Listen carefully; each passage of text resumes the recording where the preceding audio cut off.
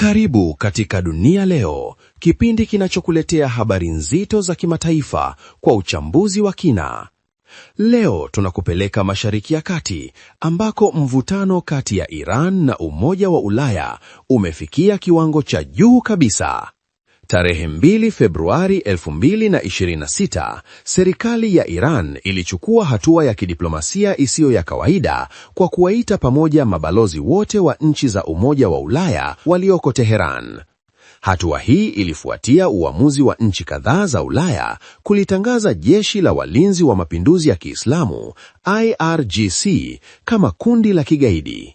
Kwa kujibu, bunge la Iran lilipitisha sheria ya kuyaweka majeshi yote ya Ulaya kwenye orodha yake ya makundi ya kigaidi. Kwa mujibu wa Iran, kila nchi ina haki ya kuunda na kuendesha vyombo vyake vya ulinzi bila kuingiliwa na mataifa ya nje.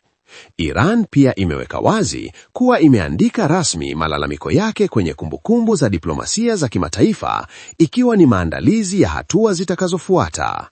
Kauli ya Iran kuhusu matokeo makubwa ni ujumbe mzito unaoacha tafsiri pana. Katika diplomasia ya Iran, kauli kama hii haiji bure. Iran imesisitiza kuwa endapo uhusiano kati yake na Umoja wa Ulaya utazidi kuzorota, basi lawama zitabaki upande wa Ulaya. Hali hii inaweza kuathiri biashara, diplomasia na usalama wa kikanda. Mvutano huu unaonyesha jinsi mahusiano ya kimataifa yanavyoendelea kuwa nyeti na hatarishi. Je, Umoja wa Ulaya utabadili msimamo wake au dunia inaelekea kwenye mgogoro mkubwa zaidi wa kidiplomasia? Asante kwa kuendelea kuwa nasi katika Dunia Leo. Usisahau kutufuatilia kwa uchambuzi wa kina wa habari za dunia.